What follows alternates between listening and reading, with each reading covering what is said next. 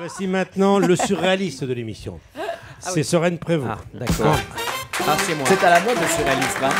Faut assumer là. Hein. Oui. D'ailleurs, mon cher Olivier, quand on vit un grand moment de radio, on appelle ça maintenant un grand moment Sorène Prévost. Oh, je vous remercie. Allons-y, mon petit Sorène. Allons-y, chers auditeurs. C'est un dadaïste. Oui, dada. À dada sur mon bidet. Alors, chers auditeurs, chers amis chroniqueurs, car oui, malgré un herpès intellectuel transmis au contact de la partie infectée d'un corps étranger, je vous considère comme mes amis. Tout à fait.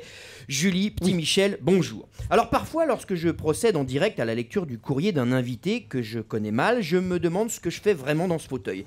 Alors que je pourrais sans doute vivre de magnifiques aventures humaines comme laver des pare-brises de voitures au feu rouge porte de Gentilly en montrant cette malformation testiculaire que je cache pour moi depuis trop longtemps. Oui, voilà ce à quoi je pense intérieurement, tout ça parce que certains de nos invités n'excitent pas ma curiosité au premier abord. Mais rassurez-vous, ce n'est pas le cas aujourd'hui. J'ai reçu fort ce courrier pour notre invité et j'ai beaucoup appris. Je ne lui dis pas bonjour de rechef, ma timidité me l'interdit, Michel. Première lettre. Une première lettre de Marilyn Manson, vocaliste gothique maquillée par une voiture volée du 9-3 qui dit « Olive, au temps des pharaons, Cléopâtre se rougissait les lèvres avec du carmin et de l'aîné écrasé. » C'est bien ça, me semble-t-il. Aurait-elle obtenu, oui je sais, je me souviens, aurait-elle obtenu le même résultat avec du cadet ou du benjamin écrasé, elle qui, comme moi, aimait les couleurs vives, et les jeunes enfants. Alors, Monsieur est chaud de maison, je sens dans ce courrier un parfum gratuit de scandale. Oui, se maquiller avec un aîné écrasé ou un cadet, c'est horrible. Et je vais étouffer ce scandale en m'asseyant dessus comme ceci. Pardon Jean-Jacques, je ne t'avais pas vu. Donc, cher monsieur Manson, si Olivier est chaud de maison considère le rouge à lèvres comme le premier outil de maquillage, je ne me trompe pas. Exact.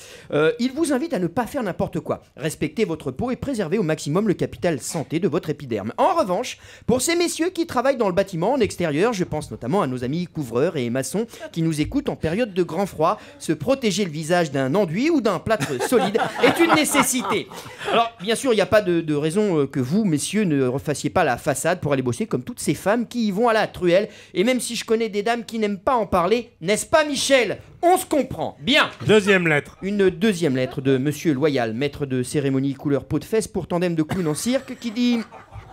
Monsieur est chaud de maison, comme moi, vous pensez que le maquillage simple et pur doit signifier en partie la personnalité du sujet. Pouvez-vous alors expliquer aux gens qui nous écoutent que sous le masque blanc que j'arbore quotidiennement au cirque d'hiver se cache un joyeux drille adepte du coussin péteur, du traversin roteur et de l'édredon dégobilleur? Merci pour eux. Que de souffrance dans ce courrier dont l'appel au secours me va droit au cœur. Alors voilà ce que moi je me suis permis de répondre pour vous, Olivier. Cher monsieur Loyal, un type blanc comme une mère de laitier, se tartinant la gueule de talc qui accepte de travailler dans ces conditions plutôt que d'ennuyer monsieur Échaud de maison avec des questions, ferait mieux d'aller consulter un bon gros psychiatre, 120, 130 kilos minimum, hein, parce que votre courrier, excusez-moi, mais c'est du lourd. Alors je préfère encore vous refermer l'enveloppe à la tronche comme ceci. Voilà. Une troisième lettre, Michel, de Sissi, impératrice, à qui tout le monde disait « T'y arriveras jamais à écrire cette lettre ». Si, j'y arriverai, qu'elle disait. Et elle dit « Vous avez déclaré en 2008 au magazine L'Express que si vous étiez un livre, Olivier, vous seriez plaidoyer pour le bonheur de Mathieu Ricard. » C'est ce que vous aviez déclaré à l'époque. Pouvez-vous justifier cet argument ainsi que certaines notes de frais? Alors, Olivier, je ne pense pas qu'il soit nécessaire de répondre à cette question pour passer pour un homme intelligent ou même pour passer une bonne journée, mais je le fais quand même. Chère Sissi impératrice, comme tout être humain, monsieur est chaud de maison évolue avec le temps, et aujourd'hui, s'il devait être un livre, il serait sans conteste plaidoyer pour un Ricard comptoir de Paul Ricard ou plaidoyer pour un pastis jaune de Jean-Paul Pastis. Vous voyez, l'homme change, mais le maquilleur demeure digne et impeccable, quel que soit l'alcool. Voilà, pour l'heure, moi je m'arrêterai là avant qu'on ne m'arrête, mais avant de m'arrêter, je ne vais pas dire au revoir à monsieur est chaud de maison, non. Je vais plutôt lui dire bonjour Olivier, bien bonjour. Ou bien. C'était Sorène Prévost. Je l'ai fait. Et sa couleur si particulière.